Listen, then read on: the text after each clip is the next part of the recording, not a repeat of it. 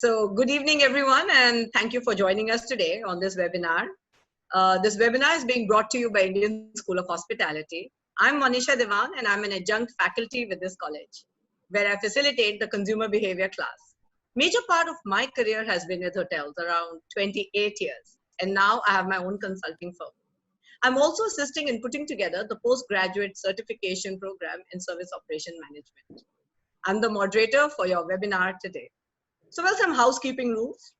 It'll be a 45-minute discussion, post which we'll have 15 minutes for question and answer. Please feel free to send in your questions through the chat window. I will try and incorporate some of the questions while we are in our discussions, and otherwise what we will do, we will take it up in the last 15 minutes. So we have a very distinguished panel with us today, and it gives me great pleasure to introduce them to you.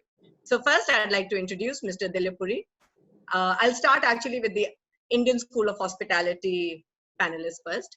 So Mr. Dilip Puri, Dilip is the founder and CEO of Indian School of Hospitality and brings with him over 3 decades of hospitality experience.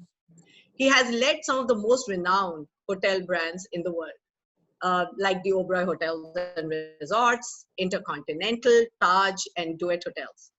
Prior to conceptualizing ISH, Dilip was the managing director of Starwood Hotels and Resorts, South Asia. And he was the pioneer who brought brands like St. Regis, W, Westin, and Aloft to India. Welcome, Dilip. Our next panelist is Mr. Kunal Vasudeva himself. Kunal is the Chief Operating Officer at Indian School of Hospitality. He has over 25 years of experience in aviation and hospitality education. Kunal has been at the forefront of some of India's leading hospitality education ventures. An immersive specialist, Kunal has led premier education brands, including the Kingfisher Training Academy and the Chopras. He has always been a force behind, and he was also actually a force behind bringing the Swiss hospitality education into India. Kunal, welcome. Thank you. We also have with us Ms. Neha Sharma. Neha is the program director for the new postgraduate certificate program in service operations. She is an ISB alumni with a hospitality background of working with brands such as the Oberois and Oyo. Welcome, Neha. Thank you.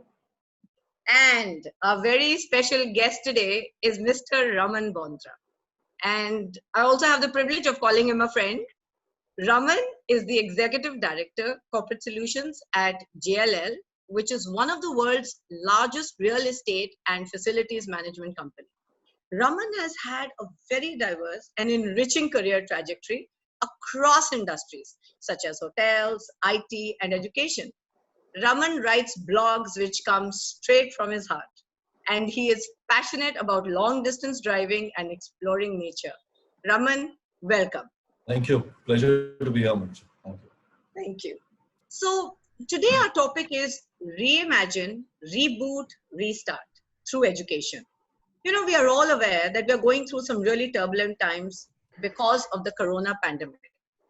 A lot of graduates are wondering whether they will get a job. What will their careers in the future look like?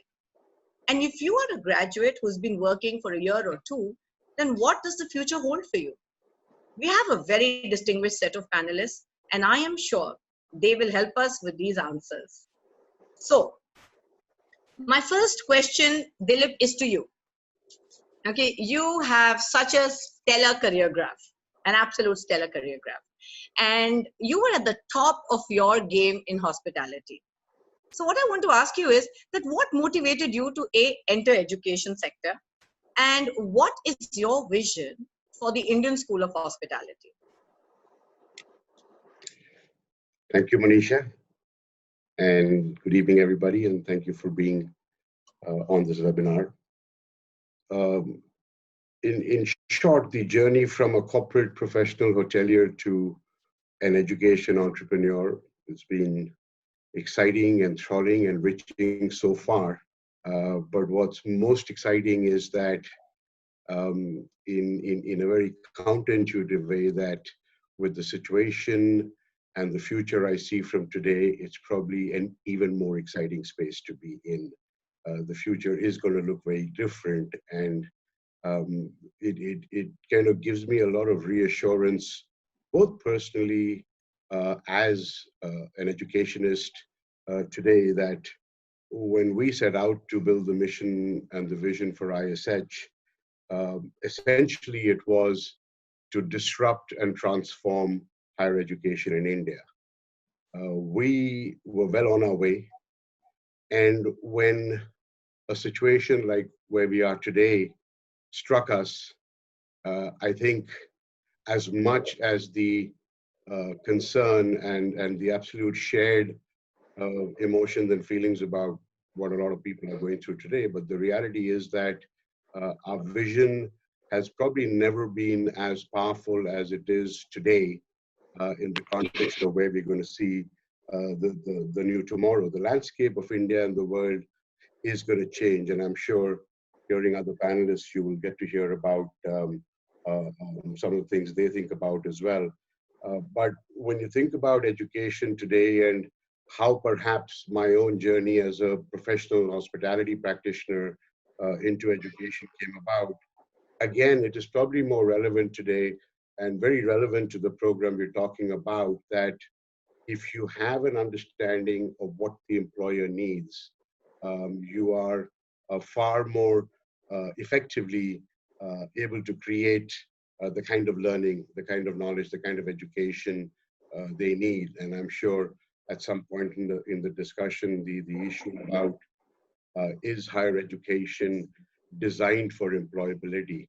When I speak about transforming disruptive higher education, very clearly the goal and the outcome of that is that education has to almost guarantee employability, if you like, because it's an investment which students are making in their time, in the money they spend, and as a part of their preparations for the future. So I think I can speak for the Indian School of Hospitality, but any institution of higher education today who's genuinely made investments in technology, in the right people, in the right understanding of what the future is going to be, can truly leverage upon this opportunity to the benefit of broadly education in India, and certainly for young people like either graduating students or young people in the industry, losing jobs, looking for jobs, wondering if they're in the right jobs. The time to reboot is really now. So it's a very exciting place to be in. Thank you, Manisha. And Dilip, your vision for ISH, for Indian School of Hospitality. Well, as I said, it is to finally transform and disrupt higher education. I think we're well on our way. I was myself inspired by Indian-grown educational institutions. In the undergrad space, you hear of names like Ashoka University, or you hear names like the Indian School of Business. These were what I would call the first generation of transformational institutions which came into India. Our opportunity is now to bring out newer versions of how higher education can be delivered in India, and never more so now when the opportunities will literally be forced upon us. So the vision is to really transform higher education. We have to bring in the quality of global higher education into India, for which students otherwise look to go abroad and do. True. Thank you. Thank you, Dilip. So Kunal, my next question is for you. Yes. You have a great professional track record of leading institutes in the education and hospitality sector.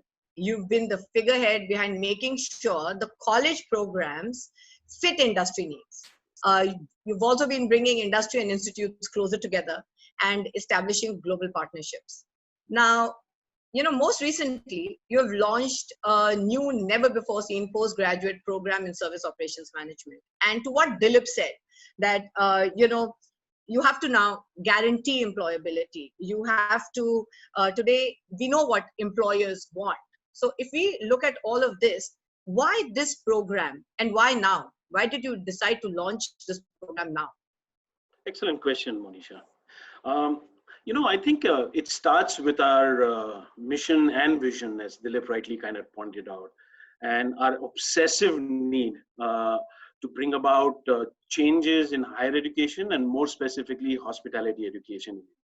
We know where it's at least for the last 20 odd years, 30 odd years. You know, as Dilip rightly pointed out, our mission from day one has been to establish a global benchmark of hospitality and management education in India. But if I have to tunnel down Dilip's vision, right, and this conversation goes back like literally about 5 years, and he would always have this point, and we agreed on it, that our vision was never to produce masses of management graduates to feed the supply shortfall, but to actually kind of create 1,000 potential leaders. I always say, and this is my personal philosophy, let the market take care of the mass needs. And I'm sure they're doing an absolutely decent job at it.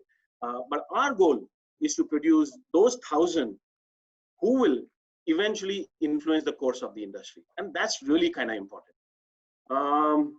What makes ISH stand out in today's market is absolutely, you've hit the nail. It's some of our collaborations with the world's best institutes, whether it's École Hôtelière Lausanne on one side or as Sunrise on the other side. These collaborative opportunities, these collaborative partnerships really firewalls us. It gives us those academic frameworks as well. Truly world class. You're correct. The postgraduate service operations program, it's the newest program actually on our roster. It is our most skill-focused, career-focused, employability-focused program as yet.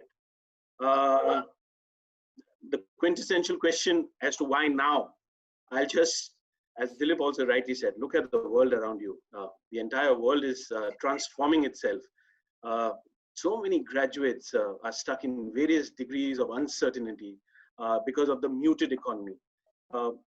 Personally, if you ask me, no one can actually predict this volatility. You know, therefore the industry is unable to predict its recovery time. So to the students, I believe this is the best time, you know, to pause and to rethink your career aspirations. Ask yourself, am I truly ready for the workplace? You see, has my education to date, besides the knowledge transfer, given me the necessary competencies? Do I have the mindset to reason? Do I have the necessary people skills? Do I have the necessary emotional intelligence? Emotional intelligence, the ability to understand people. What motivates them? How do I work collaboratively with them? Can I handle conflicts? Do I have the necessary soft skills? Do I have the convincing power? You know, when you ask all these kind of questions, that's where the real gap is. With this program, Manisha, we are giving people access to a sort of a career reboot. It's like a quick. We know graduates, they want to get back to workplace, so hence we have an 11-month program. This is also for the, I'm so sorry, this is also for the working graduates? Absolutely, it's for the working graduates. What are the skills you have kind of attained? Pause, rethink. Am I ready? Am I ready for tomorrow? And if not, what skills do I need today? Right. Absolutely. Wow. Thank you, Kunal. Thank you. And Raman, now the next question is for you. Okay. So you work with a company who are world leaders in predominantly real estate services. And I love your tagline, achieving ambitions. As a company, you believe that achieving ambitions is about unlocking the potential within every individual. Tell us something about JLL in this context. So I think, thanks, Manisha, and I think it's pretty relevant to what we're going to discuss, right? See, as an organization, I think if you look at it purely from an organizational point of view, we would definitely want to say that employees are our assets, right? And given the way our trajectory is, in the real estate world, one of the key metrics that comes into play whenever you're talking about organizations is, so what's your attrition rate? How is your attrition rate vis-a-vis what the industry is and stuff like that. So while I can't really call out numbers here, all I can say is that we're about 7 to 8% better than what our nearest competitors are. Okay? Secondly, when you work for an organization as big as JLL, where, for example, we have 5 different departments, 5 different divisions, as you may call it, we want to make it easier for somebody who comes into the organization to grow within the organization, irrespective of the department he or she would like to join in or eventually go to, correct? And that's what achieving ambitions is all about. I mean, as a matter of fact, if you look at it, within the leadership team that we have today in India, roughly about 50%, that's 50, have been with the firm for more than 15 years, correct? So it's about longevity. It's about achieving what you've set out to do yourself. It's about the freedom of expression, and it's about the freedom to do things, right? So it's about empowerment. It's about how you think you should do it. Nobody stops you from taking a right decision or taking an innovative decision. And therefore, nobody stops you, to grow as long as you do the right thing the right way.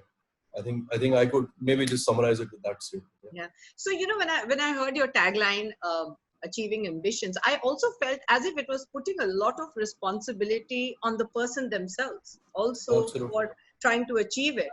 So, which would actually mean that reskilling and stuff like that. I mean, I guess those are things which you would be looking at, because if the responsibility is with me as a team member to kind of have that ambition, I mean, how does it work over there?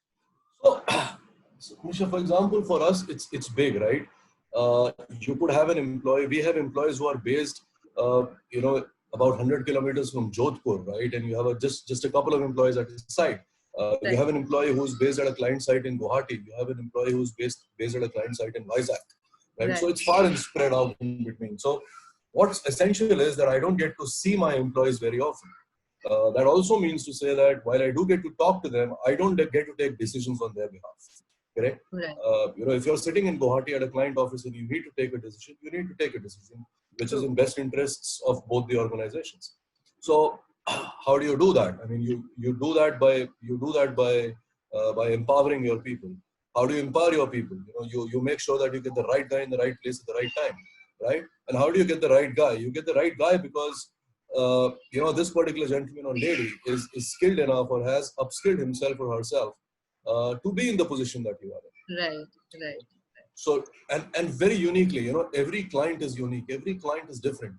So unless and until you grow within that base to upskill yourself, to become, let's say, from a manager to a director, you really won't move, correct? Right.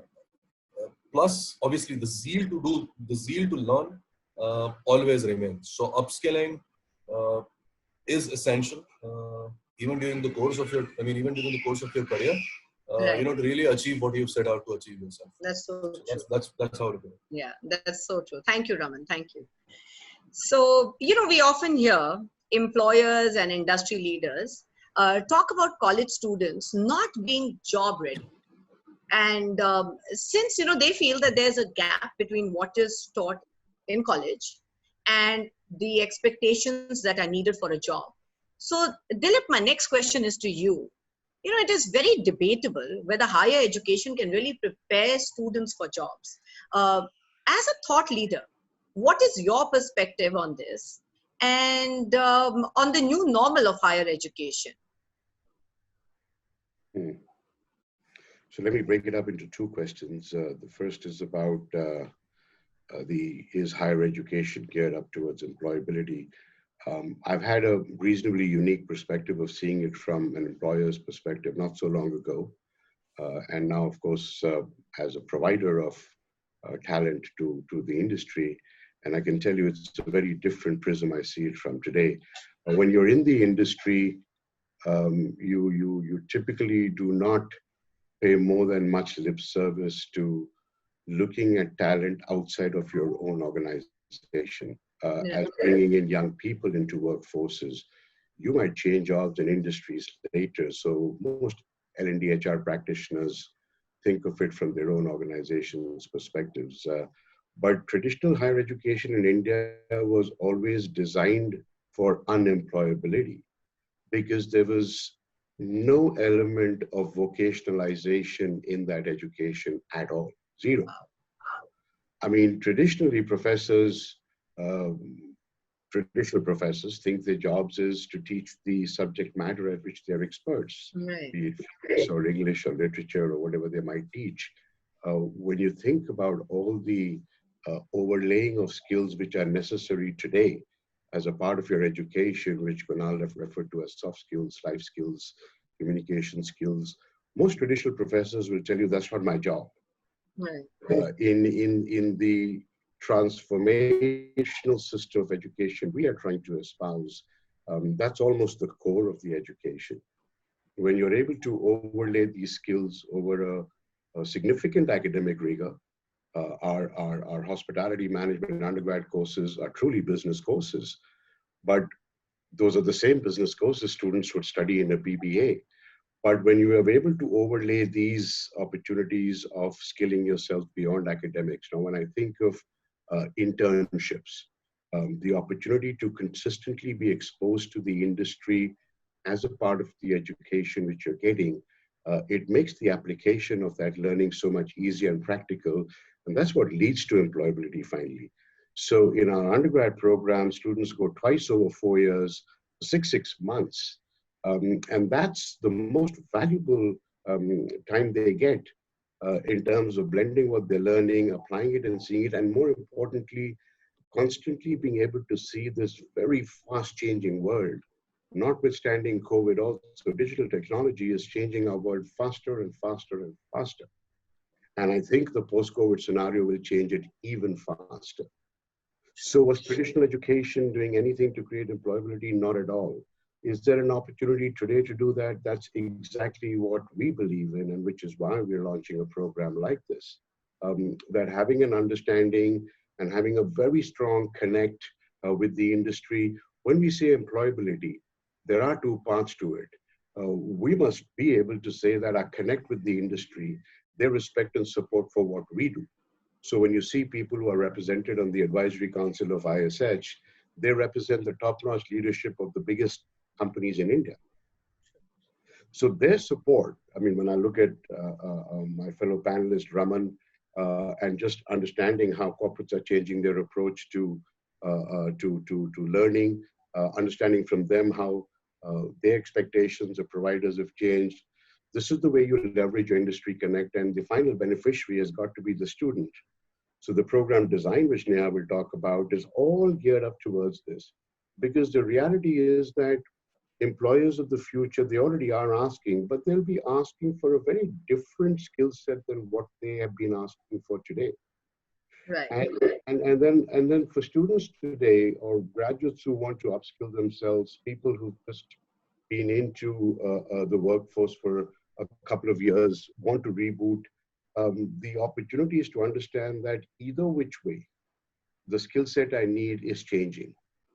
If Right. nothing else, the new normal after COVID will require me to have a different set of skills.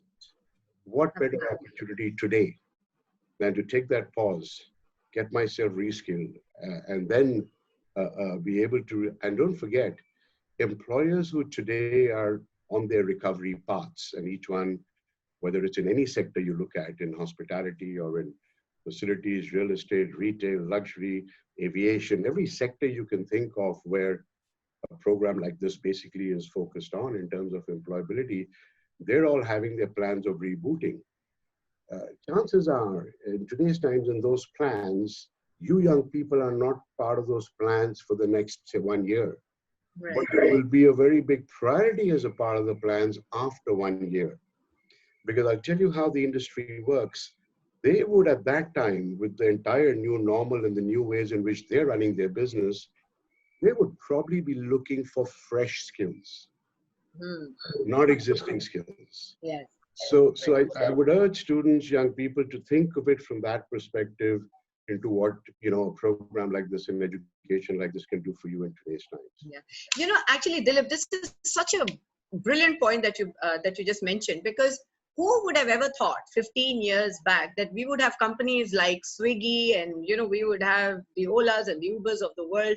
So I agree with you. I mean, you know, I guess what is going to happen now with, you know, post-COVID scenario is that maybe we will see some new industries come up. We will just see maybe new companies, new kind of jobs which will come up. And I think the more important thing is to ensure that they are employable.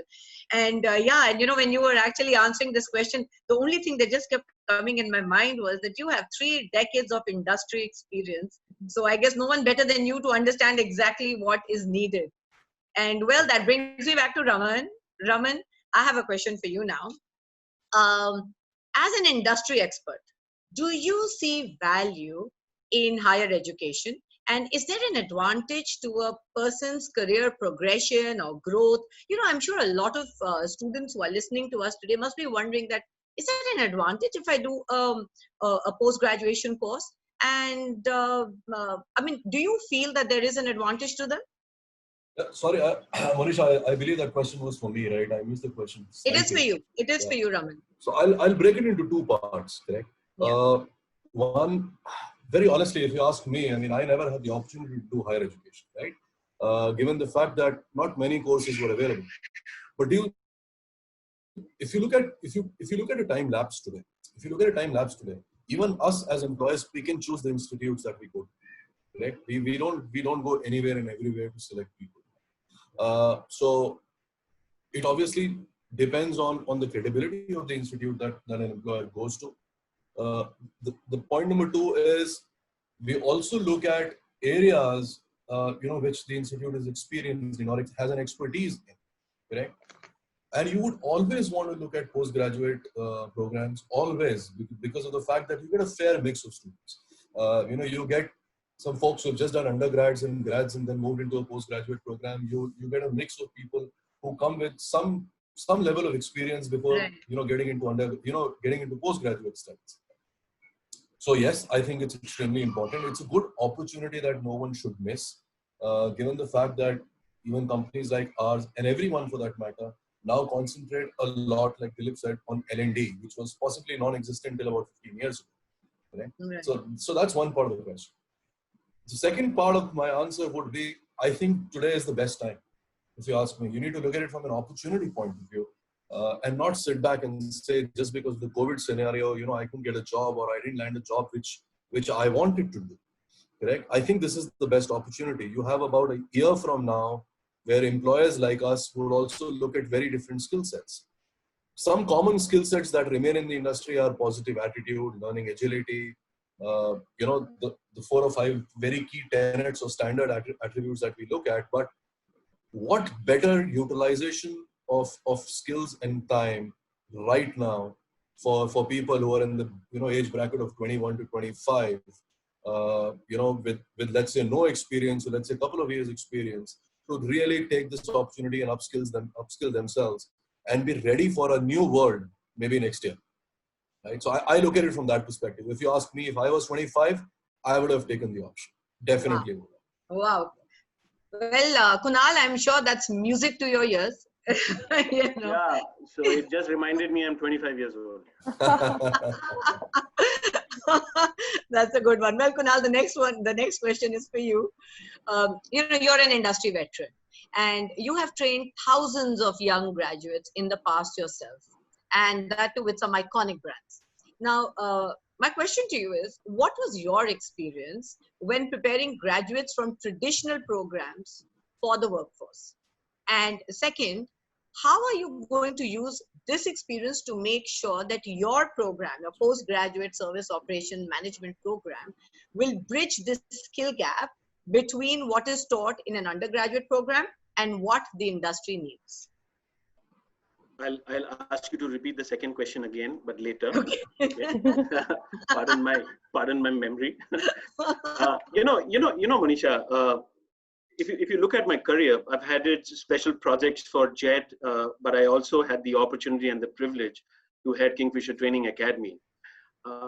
And Kingfisher Training Academy was set up eventually to support those 10,000, 12,000, 15,000 employees, which eventually from 2005 were recruited right up till 2010 and 2011. And what was one thing in common? Thousands of young graduates, they filtered into Kingfisher from across India. They were graduates and they were postgraduates. And majority, if virtually not all of them, but majority of them, they were absolutely underprepared for the real job. They were unprepared for the working environment, the customer-centric facing environment. You could attribute that to what they learned in college. And I always believe, as Dilip also rightly pointed out, is theorization. Everything is theorization. Concepts are great, but it is never contextualized. So what would happen when they came to us? We would teach them, we would go back to school, we would go back to basics about EQ. I briefly spoke about that. We spoke about communication. We spoke about customer centricity. You know, over here, this was not, we were not selling a product, we were selling a service. And look at India. I think we've shifted. There is this whole shift coming in from a product-based thing to a service-based kind of a thing. But one thing eventually distinguished the laggers from the ones who actually grew. The trained personnel who had a very strong grasp on soft skills and executive presence, they moved ahead in their careers much faster than the others. But the others had to spend years and years so-called retraining from scratch. And you know what happened over the period of 10 years? And we actually had mapped that. This gap only widened year on year for people. So it is very difficult to play the catch-up game once you're into the real world. Right. Wow. You see? But so let's say somebody has done this traditional graduate program and they've been working for 1 or 2 years. And if they were to come back and they wanted to do this postgraduate program, then would you be able to minimize that skill gap which is there? I think what Dilip mentioned was absolutely gold. Right now, and look at our company, when we are evaluating things right now, we are looking at the present situation, we are trying to preserve, we are trying to see how best can the muted first quarter is, the muted second quarter is going to be. We're trying to, recalibrate and re-strategize. But we also know on the other side, we will require certain skills. And when we look internally as well, I am sure a lot of people will upskill themselves internally as well. So what is true to everyone is true to us as well. True. So thank you, Kunal. And what was your second question? I think you kind of answered it because it was about minimizing the skill gap. Oh, lovely. which I mentioned actually. Lovely. Yeah, thank you. So Neha, as the program director for the postgraduate certification program, give us some insights on this program. Sure, Manisha. So I think we should really start with looking at what ISH really looks like. And I have a little video for everyone here to see what our campus really looks like before I start talking about the program.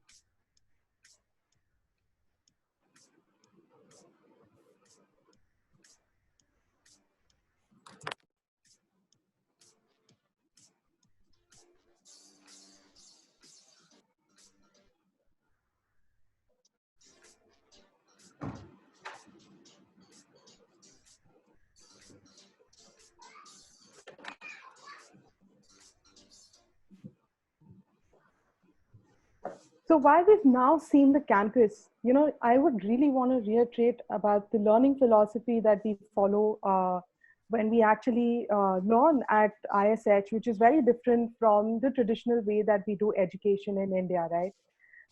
And it's very learner-centric. If you've seen the campus now, people actually have a very almost 5-star hotel kind of an environment where they really learn hands-on. And that's exactly the philosophy that we try to incorporate in our PGP program as well. So essentially, and I'm facing a little problem with my presentation. Okay, 1 second. Okay, great. So what we've really done is that this is an 11-month program, which we've divided into 3 parts, that is 5, 1, and 5.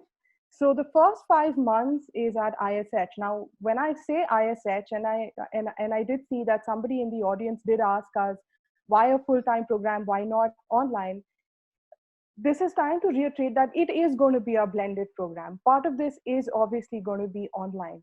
But a large part of giving such skills, especially soft skills or executive presence, etc., can only be developed when you're in the presence or in the environment where you're learning this particular skill. So the skills are really divided into 4 pillars, which is developing executive presence. That's the first one. The main pillar of the program is customer-centric culture and orientation, where we teach students how to behave in a service excellence kind of an environment. And most industries today are actually turning towards service sector. In fact, interestingly, about 60% of India's economy is actually dependent on the service sector. So we really feel that this program is something where you understand basics of how a service is ideally designed, and also how are you supposed to behave in a service excellence piece. Supported to that is the executive presence, where you learn about professional image, self-awareness. We teach you relationship management. There is a piece on leadership development. So there's a lot that you go through while you're actually going through the service excellence program.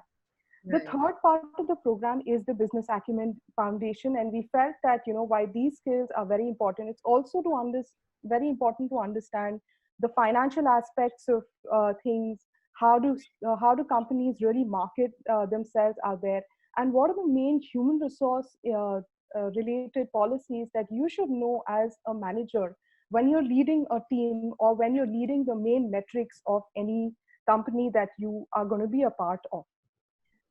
And so all of these are again going to be in and around the service sectors. The cases and the projects that we actually use are going to be across the sectors using different kinds of design projects, which will be industry immersive. So you may end up going through, over a period of time, 3 completely different sectors through different kinds of projects and case studies, where you understand the design, probably the difference between a banking sector versus how a hospitality or an aviation sector looks like, and how the design or the way you behave in each of these sectors is so different from the other. The last part, of course, is the service operations in a digital world. And how can we forget this? Technological advancements is taking over service sector big time, and all the more with COVID. This is where you really learn about basics of the digital world. It will include modules on AI and machine learning, a bit about data science, cybersecurity, computer applications such as MS Office, etc., that actually gets you ready for day-to-day activities. And at campus that we are in, we actually have the ability to teach you basic point of sale systems as well as management systems, which we anyway use for our undergrad. This is something that you do get access to. So the 5 months are jam-packed, blended between online and in the class courses, very well keeping in mind that we are now moving into an opportunity, we're moving into a situation where social distancing will become a big norm even in classrooms. So all of that has been kept in mind when we're actually designing these programs. The 6th month is actually a transition. This is where you get to choose your sector.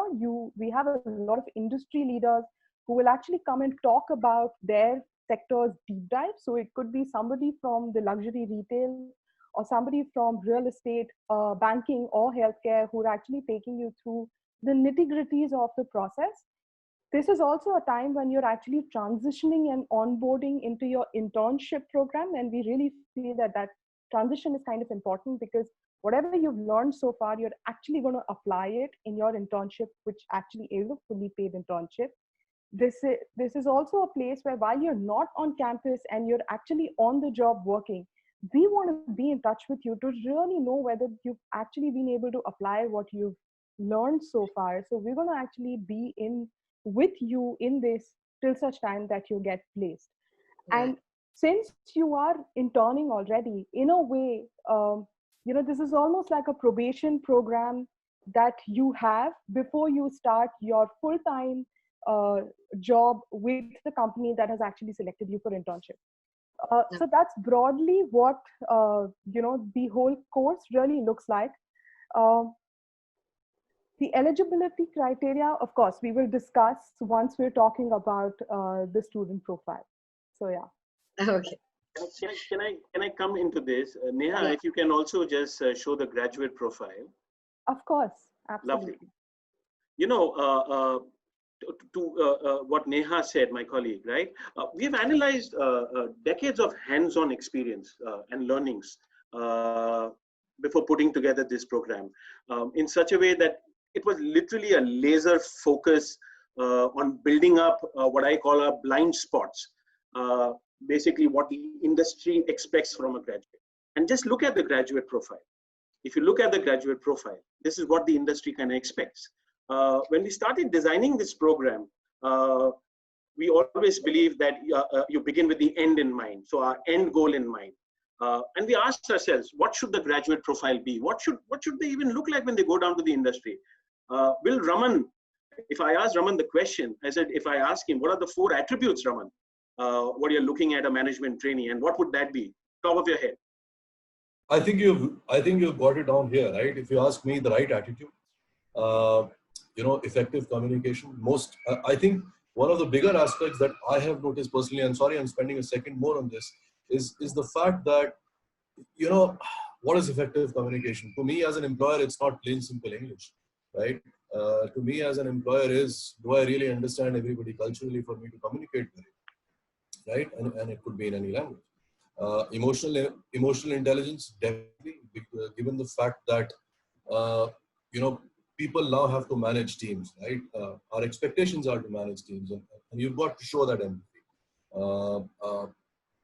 And in an industry like ours, as I said earlier as well, you could be placed anywhere in the country, you could be only a single person in the city. Problem-solving skills definitely come to the fore. Now, I also understand and we appreciate the fact that all 4 may not be suddenly available with somebody, but there'll be some degree of each and every skill. And if you ask me, these would be the 4 or 5 skills that I would look at if I were to come to an institute and do some, the regular placements and stuff like that. Because I strongly feel that once you get into the industry or once you get into the company, it's therefore our job also to take care of you, whether it's internship or a graduate program, etc.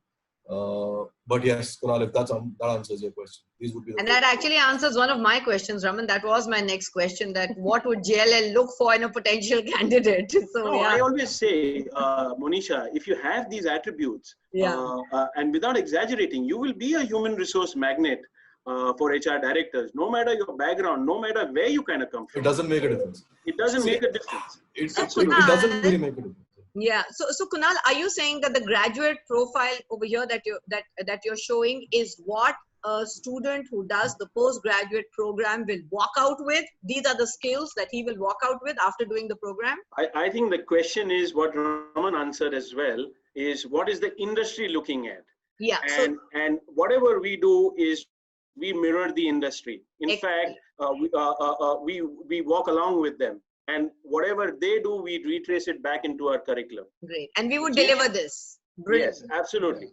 Brilliant. The mood question, what even Neha, so sorry, I'm just taking 30 seconds more. What Neha spoke about the 4 pillars, right?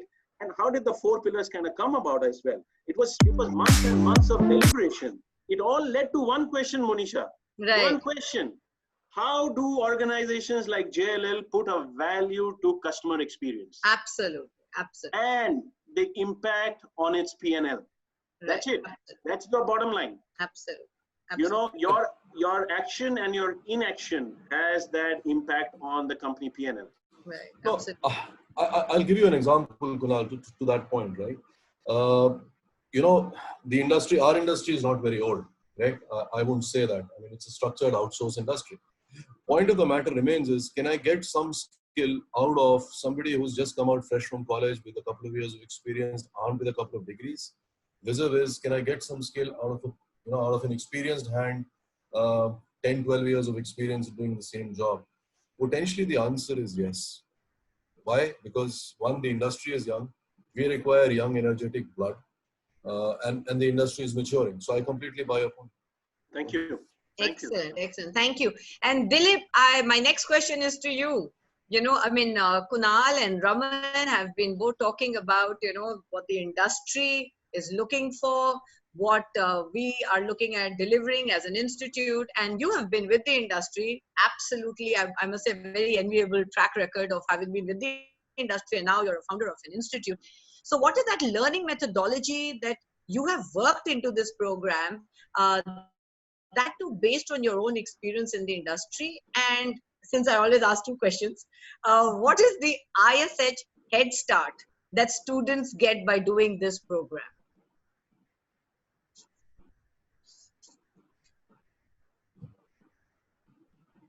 Dilip, you're on mute. You're on mute, Dilip.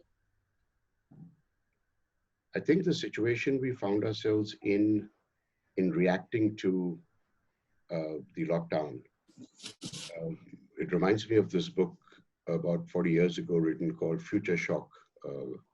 Alvin Toffler wrote that book. And essentially what future shock means that when a monumental amount of change happens in a very short period of time. And if you think about it, this couldn't be a better representation of us going through that future shock today. Right. These kind of shocks typically change people's social habits. So when you think of what happened 3 years ago when the Prime Minister announced demonetization, to a lot of people it was a catastrophe. Right. As a society, as a habit, we were used to using currency, cash. And overnight, the currency became synonymous with Paytm and ISPay and USPay and RuPay. And so suddenly digital usage of currency was a social habit which otherwise would have taken another couple of generations for Indians to change. Right. When you look at what has happened to us during this lockdown, and at least when I look at my LinkedIn feeds, I find more and more people are putting out these nice online certifications they've all done because they had nothing else to do. The forced nature of having to consume online learning has, to my mind, developed this new social habit that the ability to embrace, be comfortable with, and use online tools to continue to skill, upskill, reskill is actually something very fortunate to those of us living in these times right now, because it will become a lifelong habit for us. And I think to answer your question, the way we've tried to approach this program is, as Neha said, a blended approach. I think it's important for young people and anybody in the audience to understand, when you think of blended learning, what exactly do you mean? It's not just an online class in a classroom class.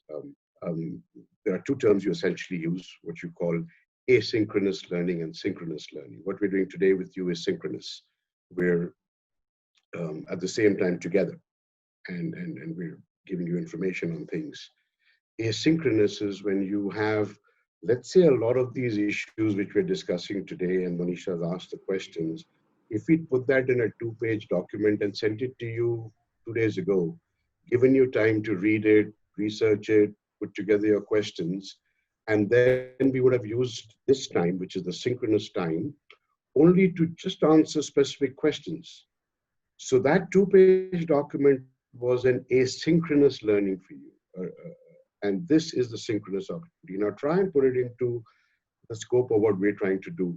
You will spend 5 months full time at the campus. Right. But the effectiveness and the ability to more efficiently deliver your learning, Right. campus time could mean much more time to focus on personalizing the program individually to students.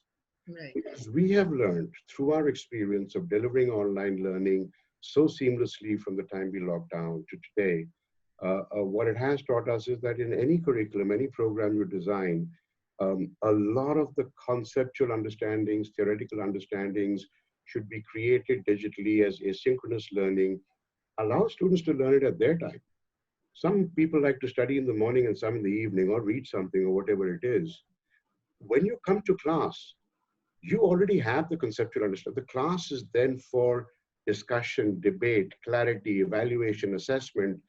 What you're doing is you're not taking away class time. You're just using the class time more effectively. In the traditional way, the professor had to spend that first half an hour, 1 hour explaining the concept. I think blended learning allows that to happen, if that makes sense as to how the approach, right? So we've tried to incorporate these learnings, and I think we are perhaps more uniquely positioned than most other institutions of higher education today, simply because we had made the investments in the technology and the people and the resources well ahead of the curve. I mean, we didn't anticipate COVID happening, but we certainly knew that blended learning through the right adaptation of digital technology is going to be there in the future. ISH would have been in it regardless of COVID or not. The future after COVID has just given us the opportunity to do it now. And simply, I say, in fact, for us, why I say I'm so excited about this time we're in is simply because all of us in ISH see ISH today as a laboratory. We've got these students who are our guinea pigs, if you like. They're consuming our learning. We as the facilitators, think of us as the scientists. We are experimenting with them as we're delivering the learning online, getting their feedback, saying this is how they like to consume. And we're using all of those to build the content for this PGP program. Nothing can be richer than that. And so when you actually look at how this will play out in the future, and you ask the question, how does it give the head start to the student? The reality is that firstly, the student would be an ISH alumni. I think that would be the richest asset the student will have for the rest of his career. I come from the Oberoi School, as does Neha, as do many other people. After even 35 years, it's the proudest badge I wear that I graduated from OCLD, right? And anybody who graduated from their alma mater. So that's one thing. The second thing is that, and to parents in particular, even to young students, we shouldn't look at the situation that, what's my first job? When you do programs like this, they accelerate your career. If you start off on your first job, let's say with a peer group, having done programs like this will then accelerate your career in terms of growth, ambition. You'll have to continue to reskill yourself over time as skills change. But I think about programs like this, and you asked the question earlier that I think we have to prepare young students for jobs, businesses, careers which don't even exist today. When you think about 10, 12 years ago, nobody had heard of Flipkart and Amazon and Ola and Uber and MMT and all of these. Today, these are generic, ubiquitous household names to us, right? Tomorrow, what are they going to be? We have to think about preparing students for that. And therefore, when you look at, when Neha described the actual elements of the program, these are universal foundational skills which will last them, make them adaptable to those changes. Awesome. And that's how the program planned, and how I see how we blend in learning and what the future is going to look like in terms of it. Right. No, thank you, Dilip, because you've also actually, there was one question which was asked, so I could see in the chat window, which was about, why is this an offline class? Will it also be online? So I guess blending is a better thing, because you get the best, of both the worlds, of the offline and the online piece. And I know that ISH is doing so much in that domain.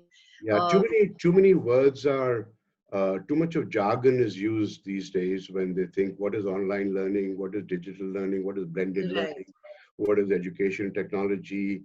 If you bundle it all in one, it can be basically repurposed to be many things to many people.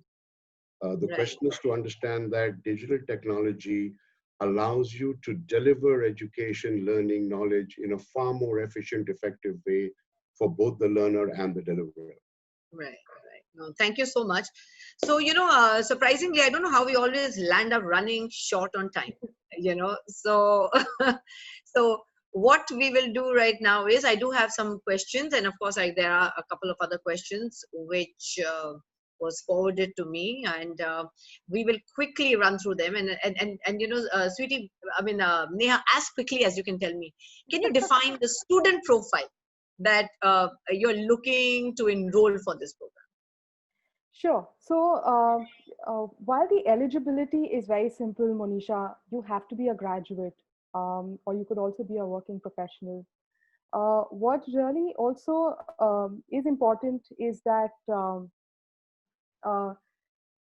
essentially at the end of the day, we are selecting people for the service industry. And it's a rather fast track program. Literally with us, you're only there for 5 months, and we really have just that much time to work with you to get you ready for the industry. So while we do understand that you will not have all these specific skills that we've actually shown you in the graduate skill, all we're looking for is some potential for service attitude. And how do you figure that out? You could be somebody who loves surprising people with birthdays. You could be somebody who loves playing sports and is a team player, or you could be somebody in college who is always there when there's a cultural event. Even though you may not be leading it, but you enjoy being a part of these exciting, dynamic things that keep happening in life. That's one aspect of it. So you could also be somebody who's very quiet. but then you could also be somebody who may have the right ambition to be there. So if you have the potential to be there, and we will talk in detail about the selection process as well.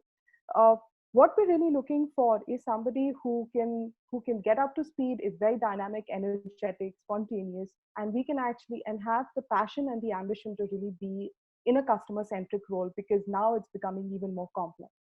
So yeah, so that's broadly what the students. Yeah, you're talking about basically Raman and me. Yeah, so I have a brilliant question. I have a brilliant question which has come up in the question answer session, and that says that how does a hospitality institute make students ready for other industries like retail, real estate, banking, etc.? Can I take that question? Who would like to take this question? Yeah, I'd like to take the question. I love the question. I just love the question. I think all of us would like to take this question. I think all of us would like to take the question. Right? Yeah. Philip, over to you. Can I take the question? Yes, please. Yes, Dilip, please do. Please.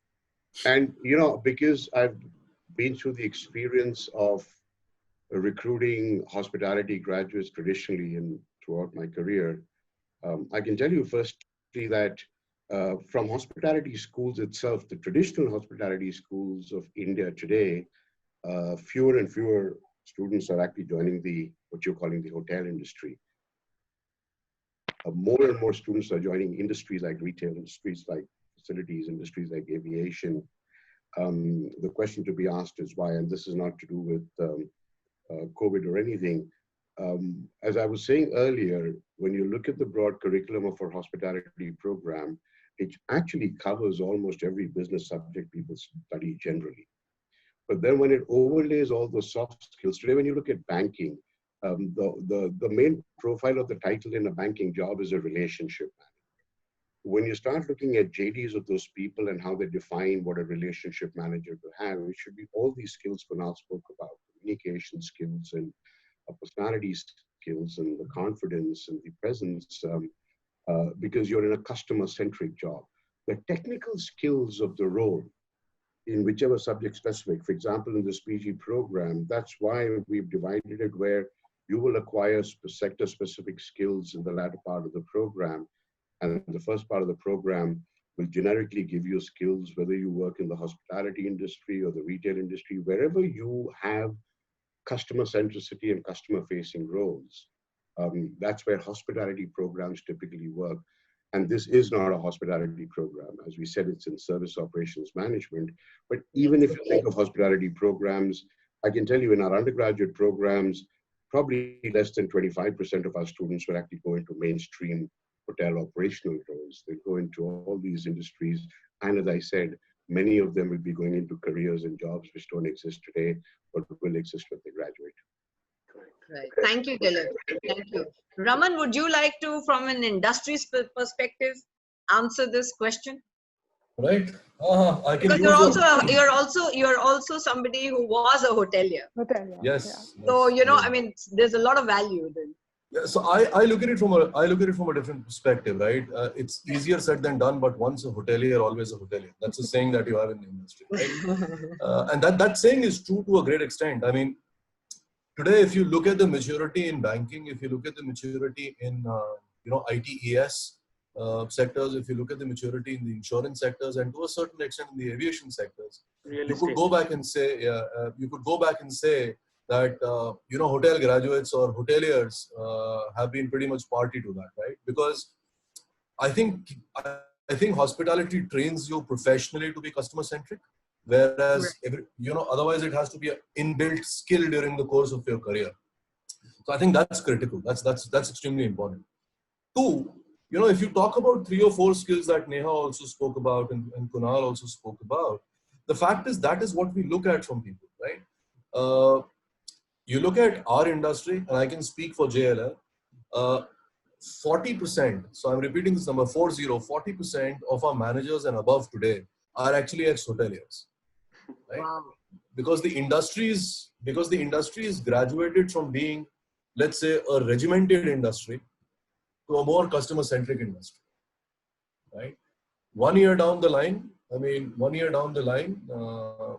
still remain customer-centric. Maybe the JD will change, change because of the current COVID situation. The ask would change. But the point is, customer or client centricity will never change. You know, Awesome. the pivots around customer centricity may change, but that remains the same. So if you have those inbuilt skills, or you're being taught those skills for the first 4 or 5 years, I would say, I mean, like I said earlier, you know, once a hotelier, always a hotelier. That doesn't mean that I need to know how to cook, but that definitely means I need to know how to be customer centric. And I guess that's my answer. Yeah, awesome. Thank you, Raman, because there was a question which was that what do you look for in a good hospitality professional? And I think if you're customer centric and you're client focused, and of course, apart from the other attributes which Neha and you and Kunal have also mentioned, definitely, yeah, I guess Absolutely. that's great. There's one more question which I have, and Kunal, I think I'll direct this question to you. So this question is that there's someone who wants to know that when a student is deciding on a course, they're looking at return on investment. And can you tell us what students can expect? What kind of return on investment can they expect by doing this postgraduate program? I'll respond in two ways. One is more financial returns and one is more philosophical returns, right? But just give me 2 minutes. If you look at postgraduate per se, right? The postgraduate investment for any student is the most imperative investment for their career. Till the UG level, they have their hits and misses, and I'm talking generally. But almost for everybody, Monisha, the PG, Masters, MBA is the last formal education they will have. You see? Right. And they look at the program cost and the returns, right? Look at our program cost, for instance, and I will build the ROI from there, right? We have an inaugural cost tuition fee of about 3.5 lakhs, right? But our students also are subjected to professional development track internships, as we call them, and they start earning anywhere between 10 and 15,000 rupees a month. Even if I take the conservative figure of 10,000 rupees a month into 5 months, that's about 50,000 return what they kind of get out of the 3.5 lakhs. Right. We expect our graduates to have a starting CDC anywhere. Again, totally depends on the sector, depending on your ability, anywhere between 4 and 7 lakhs per year. That's the starting. I will apply a conservative figure even there, right? And I say, let's go with the lower number. So you're actually getting your return on this investment in less than about 10 months. But that's where my philosophical argument also starts. Okay. When you look at ROI, don't look at the starting year. Yeah, that's Don't look at the starting year. It's the first 4 to 5 years. This program or any program which truly gives you that value, you should look at that 4-year from the starting year. And that is that compounding of return you should look at, because after that is lifelong learning. You know, you will learn from your peers, you will learn from online, some other courses, and it totally also depends on your own capability and strengths. absolutely. You see, so one should look at the real effect of an ROI 0 to 5 years. But to answer the financial question, in less than 10 months, they will have their returns. Okay. Thank you so much, Kunal. So, well, I guess now we need to wrap up. So what I'll do first is that Neha, if you could quickly remind the audience of the application important dates and the selection process, please. Yes, absolutely. So here are the dates, and I really urge all of those people who haven't applied yet, please apply early, because the profiling does take time. We really want to spend a lot of time knowing you before we really get you into the program. So the application, so the acceptance deadline literally is the 15th of July, and we start the course in August. That's for the first intake. Selection process is very simple. You know, you can go on our website, you can apply from there online. There's an application that you need to fill up. One of our counselors from the admissions team will call you to understand what exactly is your interest, etc. And that literally is like the first level of interview for you. The second round is where I get to meet you, and I absolutely look forward to meeting a lot of you. After which, if you know things have gone the right way, then you will hear back from us with an enrollment offer letter you accept that, and we then go on with the further formalities before you come and join us. So that's what the selection process is really all about. And here are some of the most important contacts that you should know in case you have any further questions after this webinar that you would like to speak to either the Director of Admissions, that's Sweetie Burrows, or you'd like to speak to me about how we are going to really go through this program together, then those are the important contacts that you should know. Okay. So, yeah. Neha, thank you so much. Thank you so much. And now for Kunal, Raman, and Dilip, I think we'll go with Kunal first, then Raman, and then Dilip. What are your closing comments or parting short advice to everyone who's listening in on this program? So who would like to take that first? Kunal? I'll take it first. Okay. Take it first. Excellent. Yeah, Raman is the youngest here. Okay. So Raman comes in the middle. Yeah.